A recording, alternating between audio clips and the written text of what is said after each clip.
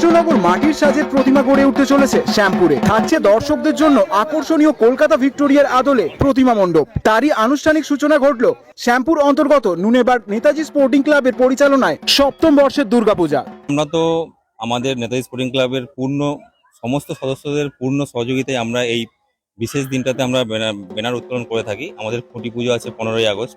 তো এবছর আমাদের থিম থাকছে, সপ্তম বর্ষে আমাদের নেতাজি স্পোর্টিং ক্লাব দুর্গাপুজো পদার্পণ করলো। এবছর আমাদের থিম থাকছে কলকাতার আদলে ভিক্টোরিয়া। এবং যে প্রতিমাটা সুন্দর একটা মাটির সাজে একটা সুন্দর প্রতিমা আমরা তৈরি করার চেষ্টা করছি, এবং মানুষের যাতে মানে মনোযোগটা, আমাদের দৃষ্টি আকর্ষণ মানুষের পরে আমাদের পুজোতে, আমাদের থিমে, সেটা আমরা আমাদের নেতাজি স্পোর্টিং ক্লাবের তরফ থেকে আমরা চেষ্টা করব যাতে আরো ভালোভাবে আমরা পুজোটা করতে পারি। প্রথম আমি ধন্যবাদ জানাবো আপনার এই নেতাজি স্পোর্টিং ক্লাবকে, কারণ হচ্ছে এদের প্রত্যেক বছরই একটা মন কাড়া ব্যাপার থাকে মানুষের। কারণ হচ্ছে আপনার এরা প্রত্যেক বছরই একটা বিরাট বাজেটের পুজো করে এবং বিরাট কিছু না কিছু দেখার মতো কিছু একটা বিষয় করে, এবং এতটা ভেতর গ্রাম, অনেকটা আপনার মেন রোড থেকে অনেকটা ভেতরে, তবু কিন্তু এরা বিভিন্নভাবে এখানে এমনভাবে ঠাকুর বা প্যান্ডেল তৈরি করে মানুষের মনোযোগ আসে, তার জন্য মানুষ কিন্তু এখানে আসার জন্য চেষ্টা করে।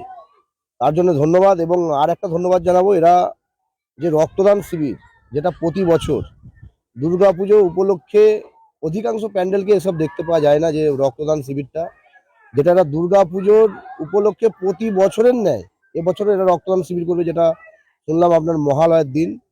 তার জন্য এদের নেতাজি স্পোর্টিং ক্লাবকে ধন্যবাদ। তো এটা বলতে চাই, আপনি যে এই প্রশ্নটা করলেন, যে আপনার হাওড়া গ্রামীণ জেলা নয়, শুধু এই আপনার শ্যামপুর বিধানসভা জুড়েও যত পুজো পদ্ধতি হচ্ছে, এই দুর্গাপুজো হচ্ছে, তাতে আপনার মানুষের রুটি রোজগার অনেকটাই বাড়ছে। কারণ না পুজো হলে প্যান্ডেল থেকে শুরু করে আপনার ঢাক থেকে শুরু করে বিভিন্ন আমরা যত অনুষ্ঠান থেকে, ছোটোখাটো অনুষ্ঠান থেকে শুরু করে বিভিন্নতেই আপনি দেখবেন কেউ না কিছু টাকা পেয়ে থাকে, রোজগার হয় এতে। তাই যত বেশি পরিমাণ পুজো হবে, তত মানুষের রুটি রোজগার আরো বেশি হবে।